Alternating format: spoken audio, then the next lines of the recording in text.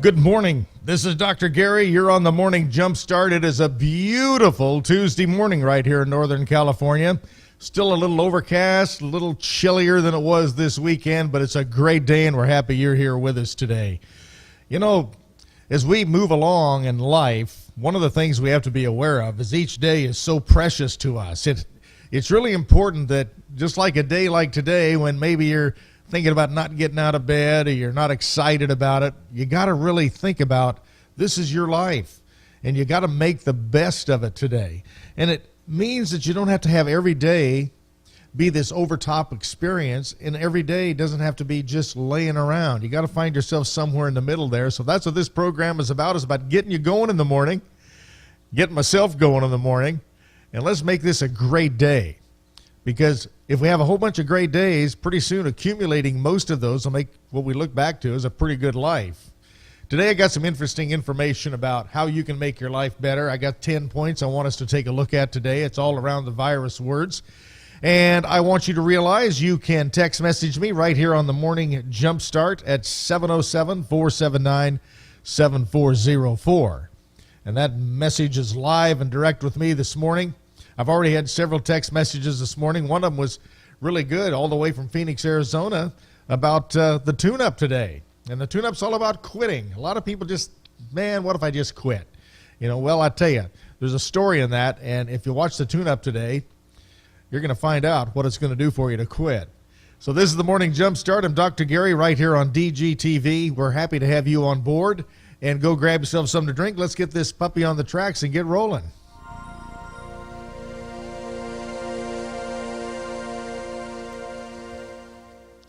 All right, I've got a text message here this morning I was going to take a look at right off the bat here. Let me find it. Good morning, Dr. Gary. Your message on the Jump Start is really, really good, and I notice sometimes it is similar as the daily tune-up. The tune-ups are more convenient for me, and very rarely I get to watch this program live. However, I do like to watch it in the archives. If you're going to quit one of them, this would be the best one to quit, because the tune-ups are valuable to me. All right, I appreciate a little bit of feedback there. Well, if we were going to not do one of these programs, this would probably be the one we didn't do, if that makes you feel any better. All right, another text message here. Good morning, Dr. Gary. We live in northern Idaho. Been watching you on the tune-ups for the last almost 3 years. What do you think is the best way to motivate your kids to do good in school? It seems as though there are so many distractions for them. Do you have any tips? Yes, I do. Boy, you're not going to like this one.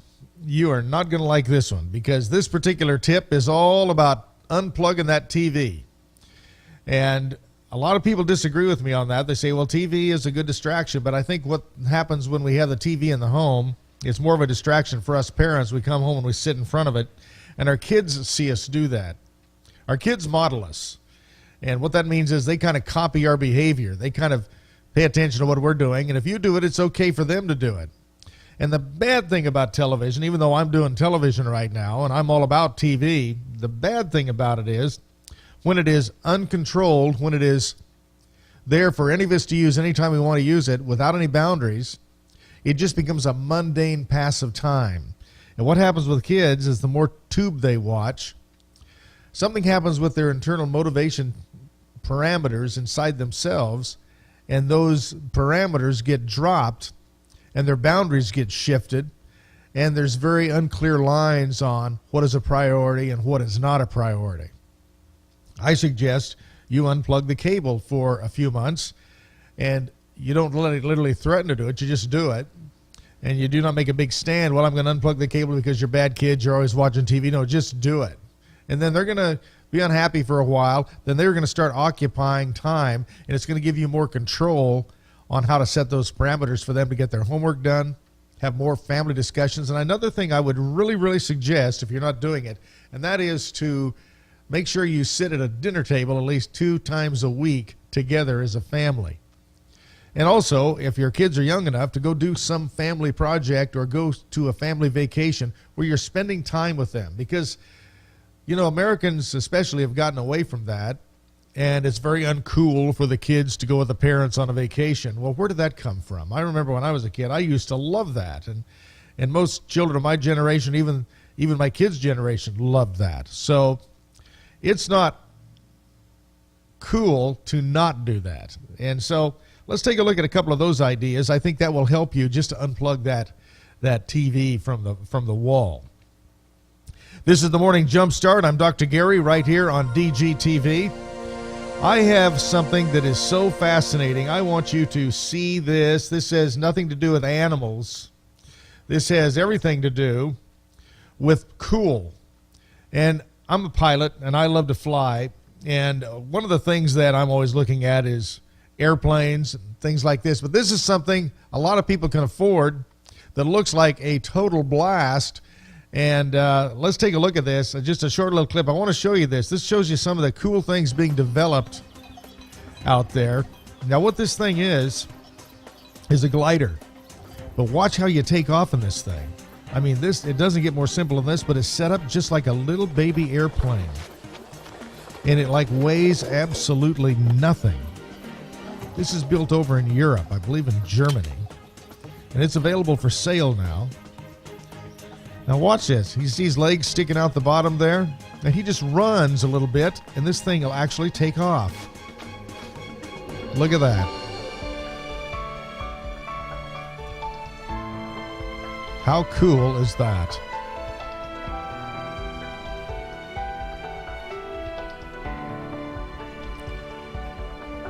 That looks like fun to me.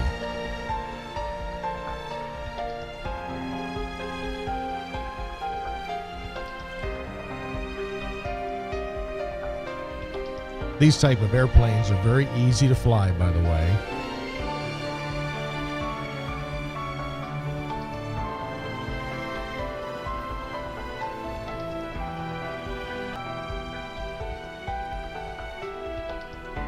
Isn't that beautiful?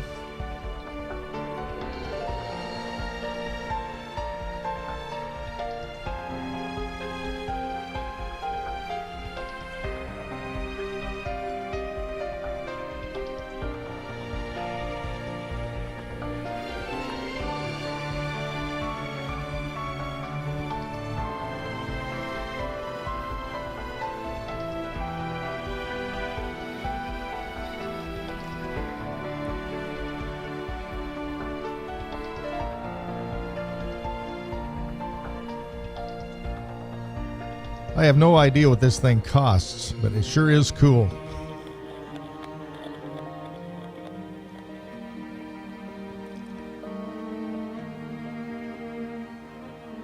Now this little thing just folds up.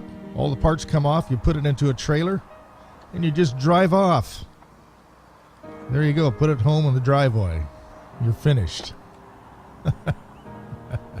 Now, I think that is very, very cool. You're on the Morning Jump Start. I'm Dr. Gary right here on DGTV. Have a text message here this morning. It says, Dr. Gary, you're always in such a good mood. How do you do that? Are you taking something? How do I do what you do? Man, you are really consistent. I respect that.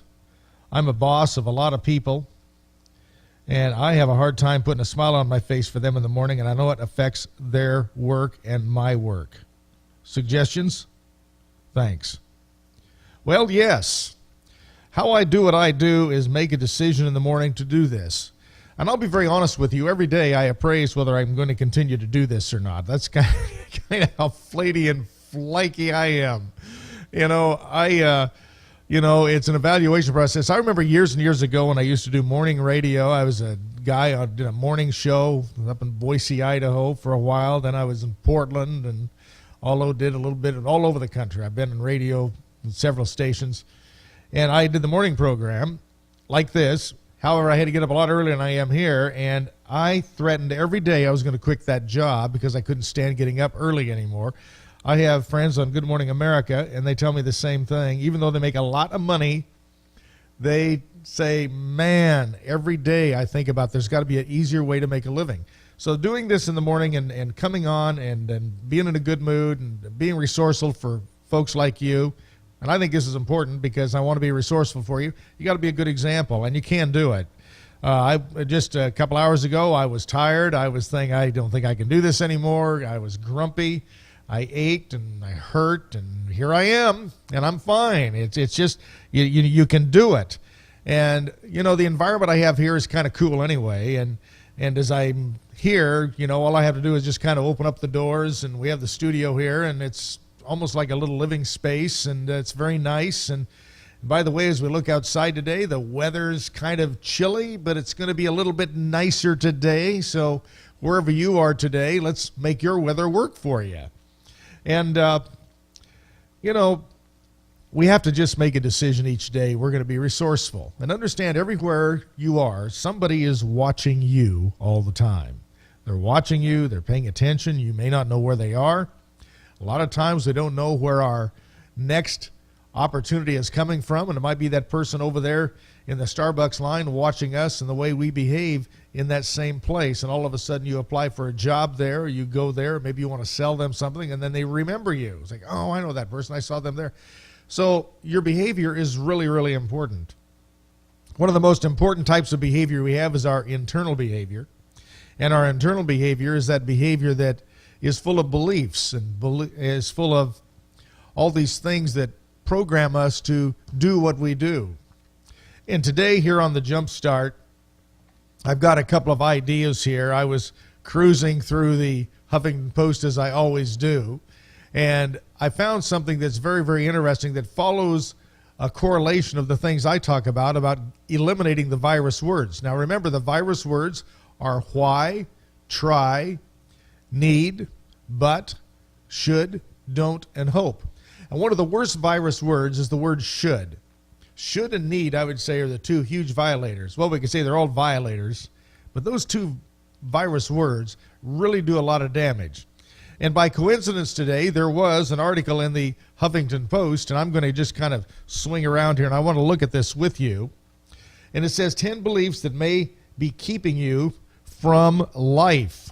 10 beliefs that may be keeping you from the life you want. So I'm going to scroll down here, and I want to show you this because this has a lot to do with the virus words and the way we are paying attention to these virus words, because the virus words are something that program you for failure. Now, you're probably not going to be able to really read this on the screen, but I'm going to go through this with you. The first one says, I should. Now, hear that word? I should solve problems on my own. One of the things about solving problems on your own is a lot of times you can't do it. You got to have resources you don't have. So there's not anything wrong with asking for help.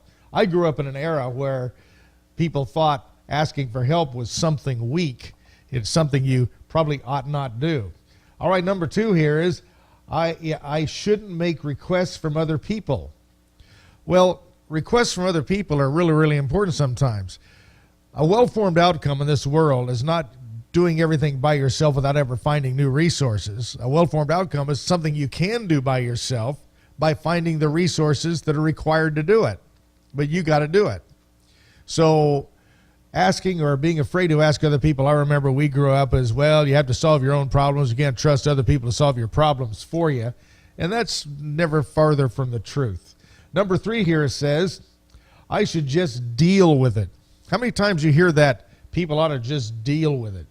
Well, dealing with it sometimes is putting you through misery and struggle that is not necessary for you to really have that misery with. Sometimes you just dealing with it is about learning something new where you don't have to deal with it. Now you're managing it. So this language is laced in our fears. It's laced in the way we look at things, and it's laced in the way things happen to us in our thought process. Number 4, I should sacrifice my needs for others. Listen to that language. Sacrifice my needs for other people. Wow, that is stupid. By sacrificing your needs, what's going to happen is you're going to be put into a place where you're not going to be resourceful, and you become part of the problem. I shouldn't feel the way I do. Man, devalidating the way you feel is one of those things that we got to really pay attention to. The way you feel is important. Always remember that. You feel the way you feel because the way you feel is being triggered by either your beliefs or something going on in the environment. So it's not that you shouldn't feel that way. See, what the word should does, it presupposes you should have known how to do something before you actually learned how to do it. So feeling a certain way, like I shouldn't feel this way, all that's telling you is there's something going on in the environment, something for you to learn. So acknowledge it and then go learn it. I should have done better. I hear this all the time at work. I should have done better. I should have been better at the relationship. I should. We call that shoulding all over yourself. You know, if you say I should be better in the relationship, all you're learning now is that you have room for improvements. That's it. Acknowledge that and quit beating yourself up. Beating yourself up doesn't solve anything.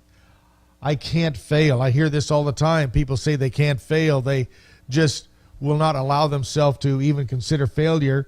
And I think you have to reframe failure. Failure does not exist unless you want to call it failure. What it is feedback of doing it maybe a different way. There's that thing about Edison and the light bulb. It took him 1,000 times to get that thing to work, and all of a sudden, was it really a failure? No. Down here, number 8, other people's needs and wants are more important than mine. That is never farther from the truth, because if you have children, if you have a boss, if you have employees, if you come in contact with people today, what's going to happen is you have to be resourceful. The things that you require in your life, they're not needs, by the way, they're requirements. So use that word rather than need. The things I require in my life are important to me because it keeps me healthy, keeps me happy, keeps me prosperous, keeps me resourceful. Change that language, because this language is based in a belief to fail. Also, number 9, I can't handle criticism. How many people do we know, including maybe yourself, that doesn't like criticism? I do not like criticism. If I look at it as criticism, look at it as simple information and feedback. And also, I've learned with all of you that criticize me on a daily basis, everybody criticizes me because I'm out here and I'm asking for it.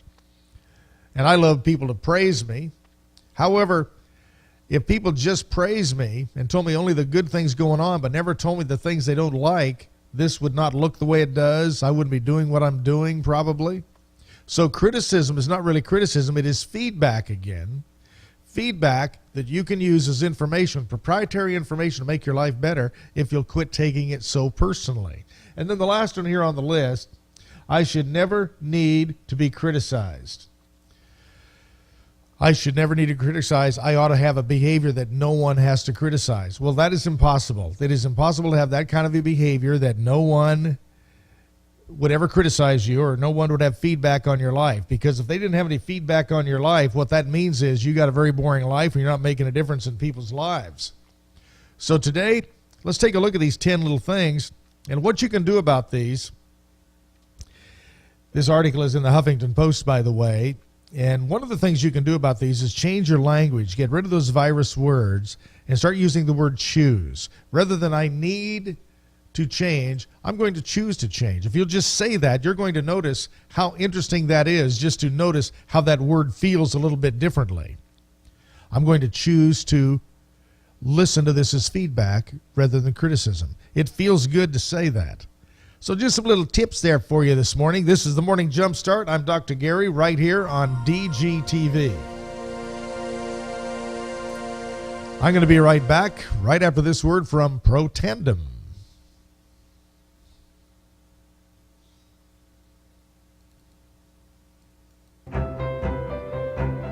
Developed after 40 years of research and exclusively for LifeVantage, Protandim is a true scientific breakthrough in anti-aging.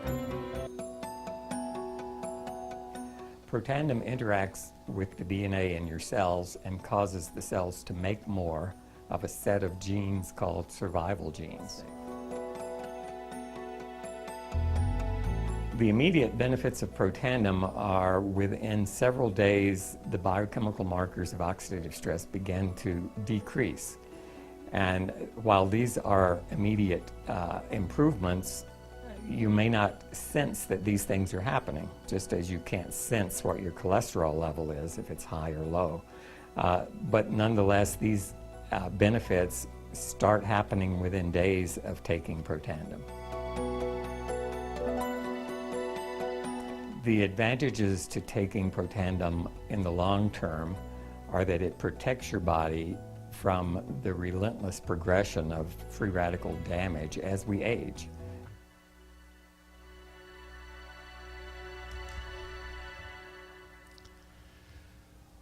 All right, we're back. This is Dr. Gary right here on the Morning Jumpstart on DGTV. Happy to have you on board here this morning. It's a great day today, and one of the things we want to get across here today is no matter what you're doing out there, no matter where you're at, no matter what's going on in your life, you can make a difference in not only your life but other people's lives by choosing to. And if you'll choose to, what's going to happen is it's going to feel good to you, and it's going to feel good to that other person. Had a request a couple of weeks ago. One of our friends, one of our viewers, one of our clients here sent me a video of their horse. And this is a very cool video. And I had another client wanted to see this again. And a couple of requests coming from you that thought that was really a cool picture and want to know where this was. So this actually is right here in Sonoma County, California, out in the Healdsburg area. This is her ranch. And this is one of her horses. And look at this beautiful animal. And they just had got this horse on this ranch at the time of this video. Well, this dog comes and kind of scares that horse a little bit, I think. Horse has no problem outrunning that dog, though. Very pretty, beautiful animals. Those belong to Myra. She's out there in Healdsburg. Just wanted to run that by you real quick. People enjoy that kind of stuff here. And if you want to send me a picture of something, one of your animals, man, be welcome to send it to me. We just use a video file. Send me anything. I can usually use it. We prefer anything other than a QuickTime movie, though. They just do not come across and broadcast very well. So, Morning Jumpstart, Dr. Gary, we are almost ready to wrap up another program here. I've got a text message this morning, came in a few moments ago. Thought this was kind of interesting. Good morning, Dr. G. Really appreciate all the work you go through to help inform us and keep us on track. Enjoy this program. Keep doing it. Enjoy the blue shirt today. Okay. She does have a question here. Says, my husband and I have been happily married for 36 years. It seems, though, is we have no spice in our life, and we're into a routine and a rut. And we both work in our own business, the same business, and sometimes we just don't want to talk to each other anymore. What do you do about that? We love each other and we are happy. We just don't seem like lovers anymore. We're more just like workmates. Well, this is one of the things that happens to a lot of us that have home-based businesses, and we're working with our spouses, and, you know, that's called overexposure. And one of the things that really can help with that is to take 2 separate vacations, believe it or not, at least, or 2 separate breaks. Like maybe he'll go hunting or fishing, or maybe he likes to fly like I do, or maybe something like that. And let him go on a little 5-day journey by himself just to kind of get away from it. And you do the same thing. What's happening is you're both working in the same business. You're around each other doing the same thing. There's really nothing to talk about. I'm not sure if you have children. I'm going to assume you probably do. And so that's probably a side discussion you can have, but that even can kind of get boring once in a while, because a lot of times when a couple is together for a long time, one has one career, one has another career, so you come home and you can join forces and kind of talk about some of those things that are really, really different with each other. And it's kind of interesting because what happens is, if you really pay attention to that, that adds a little bit of spice to the relationship, and it puts a little bit of mysticism in it. Right now, what you're saying is you have no mysticism, so what's going on is you got to create some. So you can create some by going on a vacation together, but then going on a couple of separate sojourns without the other person, maybe for a few days each year, so you come back and have some experiences that are not parallel. But I also want to congratulate you for being married for 36 years and hanging with that and having your own business. That's a big deal. And you are great mentors for a lot of people. So thank you for watching. You are exactly the kind of people I love to talk to and love to have out there for other people to know about. And also, thanks for texting me, letting people know not everything is always perfect. All right, we are going to wrap this thing up here in just a few moments. And if you have anything going on with you today that you feel is not good for you, if you feel that you have something that is not helping you in your life, it might be time to get rid of it. You know, a lot of times I tell people that if you got people in your life that are negative, if you got people in your life that put you down or make you feel bad, remember that they're not making you feel bad. You're allowing your feelings to be affected by what they're saying. None of us are victims. If we become a victim, what happens is we're giving somebody else the keys to make that happen to us. We're giving them the keys to the treasury of our feelings, and that's our fault, not theirs. Do things you're in control of. That's your attitude towards everything in your life, and then what are you going to do about it? Everything else is pretty much up for grabs and is out of control. The only thing you can do is control your thoughts, and your thoughts are important. Your thoughts are your thoughts. And the thing about your thoughts is if you will just understand that you control them. Many people don't realize they do control their thoughts. They think that they just kind of happen. No, you control them. However, if you choose not to control them, what's going to happen is they're going to go in the path of least resistance, and usually it's a well-trod thought process that might be based in negativity.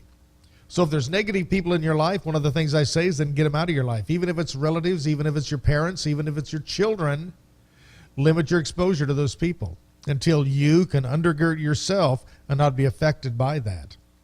I'm not saying trash people. I'm not saying throw people away. I'm saying remove them out of your life until you pull yourself into alignment and understand they have no control over you. It's what you think about, and you take it maybe too personally. Understanding everybody has different personalities. Not every personality is going to be compatible with every other personality. So today, as you move into your journey, today, on Tuesday, you're going to have some things happen you don't even know that's going to happen to you today. And that's what makes it fun. And not all of it's going to be good. And that also makes it okay. If we all just had good stuff happen to us all the time, life would be pretty boring.